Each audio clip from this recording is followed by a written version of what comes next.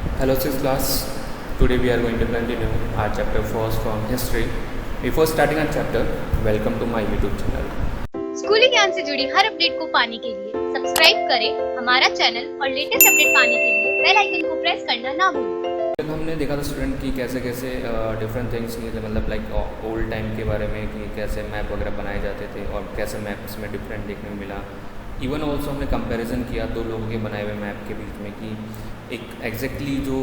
Map होता है वो कौन सा होता है और एग्जैक्टली देखा जाए जो मैप कौन सा नहीं था, वो दोनों चीज़ें हमने डिस्कस करी। और ये ऑलमोस्ट लेके चले हम लोग तो 18th सेंचुरी की अराउंड के आसपास की बात है। अब जो आज का टॉपिक है हमारा वो है न्यू एंड ओल्ड टर्मिनोलॉजीज। ठीक है, मतलब नई पुरानी जो भी शब्दावली या बोलते डेफिनेशन जो परिभाषा वगैरह होती है वो सब चीज़ें देखेंगे हम लोग किस तरीके से कि कैसे हम लोग एंशियंट हिस्ट्री को या एंशियंट टाइम को एज अ डिनोट करेंगे या बताएंगे मैप के थ्रू या बोल सकते हैं डिफरेंट वे में। तो यहाँ दिया गया है if the context in the which information is produce change with time. मतलब अगर हम लोग देखें समय के हिसाब से देखा जाए, टाइम के अकॉर्डिंग देखा जाए, तो क्या बोला गया है कौन कौन सी ऐसी इंफॉर्मेशन हैं या सूचनाएँ हैं जो कि लाइक क्या हो गई है, लाइक बदल दी गई है या बदल गई है। अब उसके पीछे कारण कुछ भी हो सकता है, मे बी हो सकता है अकॉर्डिंग टू रूलर, या मे बी हो सकता है according to time, may be हो सकता है कुछ इवेंट्स ऐसे हुए हैं जिसके कारण ये सब बदल गया है। तो ये हमें क्या है डिफरेंट बिहाफ पे या डिफरेंट जो बेसिस होते हैं उसके अकॉर्डिंग ये चेंज हमें दिखाई देगी। फिर बोला गया है what about language and the meaning. अगर हम लोग बात करें इसके साथ साथ तो इनकी क्या भाषा है, मतलब क्या लैंग्वेज वगैरह है और इसका मीनिंग क्या है, मतलब जो चेंजेस जो भी बदलाव हुए हैं वो सारे चीज़ें उसमें किस लैंग्वेज के अकॉर्डिंग हुए हैं, किस मीनिंग या उसका उनका मीन्स क्या है, उसके क्या अकॉर्डिंग है। तो ये सब चीज़ें हमारे को देखने को मिलेगी, हम लोग उसमें डिस्कस करेंगे। फिर नेक्स्ट दिया गया है इसी में continue historical records exist in the a variety of languages which have changed considerably over the year। मतलब अगर हम हिस्टोरिकल रिकॉर्ड्स की बात करें तो हमारे को डिफरेंट लैंग्वेज में देखने को मिलेंगे। मे बी हो सकता है पर्शियन हो गया, मे बी हो सकता है फ्रेंच हो गया, मे बी हो सकता है आपके डच वगैरह, मतलब जो हम लोग डिस्कस करी थी। तो ये सब चीज़ें जो हैं हमारे को क्या बताती है कि ये चीज़ें कि लोगों ने जो हिस्ट्री जो फाइंड की थी या लोगों ने इतिहास जो जाना था उन्होंने अपने हिसाब से अपनी लैंग्वेज के अकॉर्डिंग उसमें लिख दिया। अभी ये सब चीज़ें जो है धीरे धीरे क्या है टाइम के अकॉर्डिंग चेंज होती चली गई। जैसे दे रखा है मिडवेल के टाइम पे मिडवेल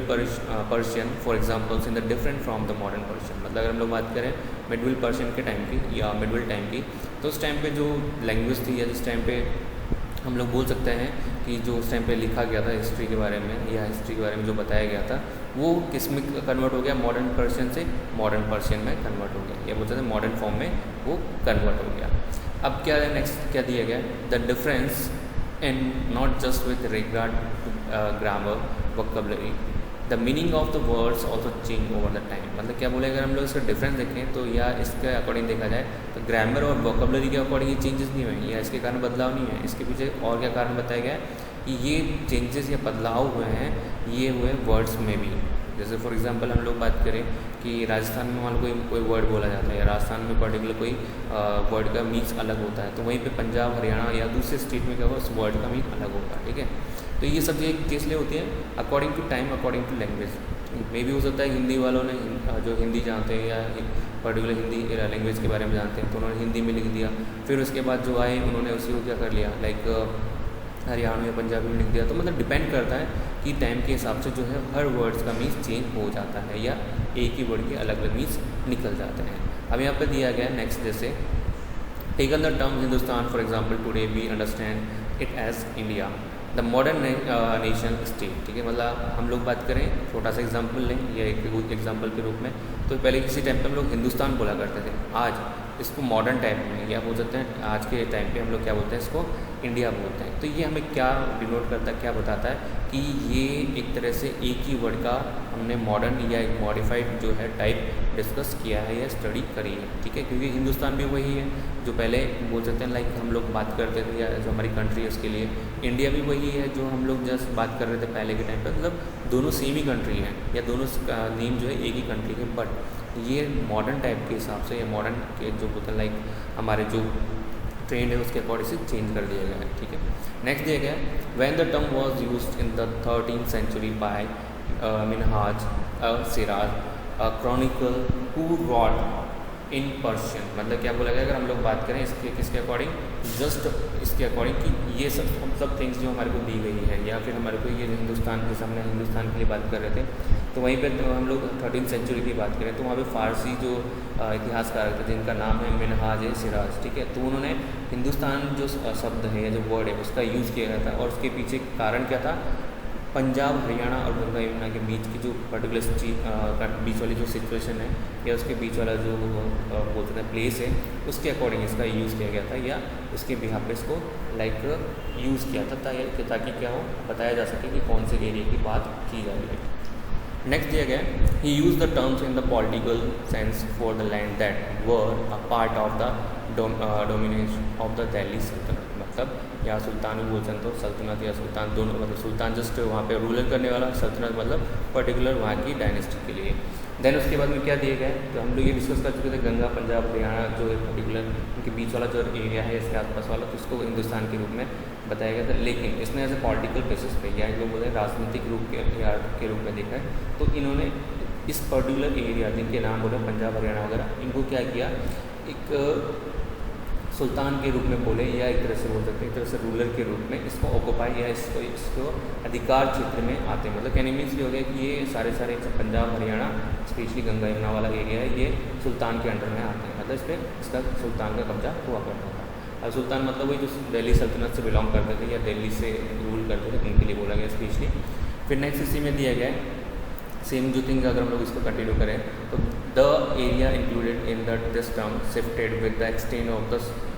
सल्तनत but the term never include the south India, मतलब अगर हम लोग इसको और थोड़ा एक्सटेंड करें या विस्तार रूप से देखें तो इसके अंदर क्या बोला गया है कि सल्तनत, ठीक है, अब सल्तनत मतलब वही दिल्ली सल्तनत की बात की गई है, तो इसके हम लोग एक्सटेंड की बात करें, इसको बढ़ाने की बात करें, तो इसमें क्या बोला गया, इसके जो दूसरे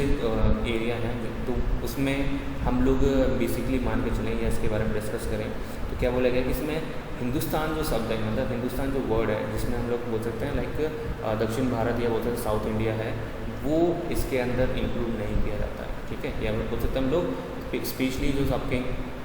साउथ इंडिया है वो हमारे इस वाले एरिया में या बोलते हैं हिंदुस्तान का हिस्सा नहीं हुआ।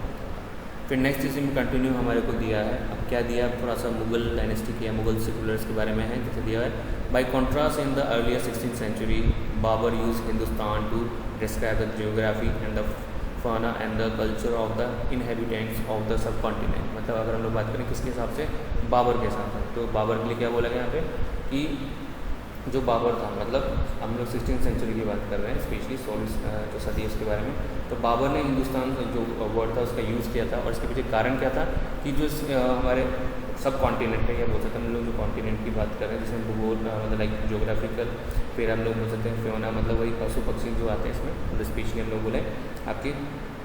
एनिमल्स वगैरह बर्ड्स वगैरह जाते हैं वो, और यहाँ के रहने वाले लोग जो हैं, ठीक है, मतलब पीपल्स जो हैं जिनकी लाइक हम लोग कल्चर की बात करें, संस्कृति की बात करें, तो उनको डिफाइन करने के लिए या उनको एक्सप्लेनेशन करने के लिए, बताने के लिए ये हिंदुस्तान वर्ड उसने यूज़ किया था। अब बोला गया as we will see later in this chapter this was somewhat similar to the 14th century poet Amir Khusro use word Hind, ठीक है, अगर हम लोग इसी चैप्टर में आगे कंटिन्यू बात करेंगे तो यहाँ पे 14th सेंचुरी के अंदर जो कवि जिसका नाम है अमीर खुसरो, उसने भी इस वर्ड को एज ए हिंद के रूप में या हिंद के समान जो है लाइक इसने डिस्क्राइब पहले कर चुका था, मतलब हम अर्लियर टाइम की बात करें काफ़ी टाइम पहले की, तो एज ए हिंद के रूप में ये वर्ड यूज़ आ चुका था। फिर बोला while the idea of the geographical and cultural entity like India did exist, the terms Hindustan did not carry the political and national meaning which we associate with the it today, मतलब आगे हम लोग को क्या बोला गया है, अमीर खुसरो की बात हो गई जिसने पर्टिकुलर क्या किया था, आपके हिंदू जो वर्ड यूज़ किया था, तो उसी के यहाँ पे क्या बोला, लेकिन हम लोग भारत की बात करें या फिर हिंदुस्तान के अकॉर्डिंग देखा जाए तो इसकी जो जोग्राफिकल सिचुएशन है इसकी या कल्चरल जो एक्टिविटीज़ हैं तो वो उसमें हम उसको पहचानने की कोशिश करें या उसके बारे में जानने की कोशिश करें, तो ये हिंदुस्तान जो हम लोगों ने वर्ड यूज़ किया था उसके इक्विवेलेंट नहीं है या उससे रिलेट करता हुआ नहीं है, तो मतलब कहने में से कहाँ से लिया गया है, सीधा सीधा ये एक तरह से दोनों ही एक ही कंट्री का नाम है, चाहे हम लोग चाहे इसको हिंदुस्तान बोल दो चाहे भारत बोल दो, जो भी आपकी मर्जी उसके अकॉर्डिंग, बट दोनों ही क्या है एक ही कंट्री का है, तो मतलब ये सेपरेट नहीं है। तो इससे हमें क्या पता लगता है कि जहाँ पर बात की जा रही है इंडिया की, जहाँ पर बात की जा रही है हमारे हिंदुस्तान की, तो मतलब वहाँ पे सेम कंट्री का नाम यूज़ किया गया। तो इसमें इसने लास्ट में बोला था कि एज अ पॉलिटिकल और नेशनल मीनिंग, तो इसका पॉलिटिकल राजनीतिक और राष्ट्रीय इसका मीन्स निकाले तो क्या बोला गया है विथ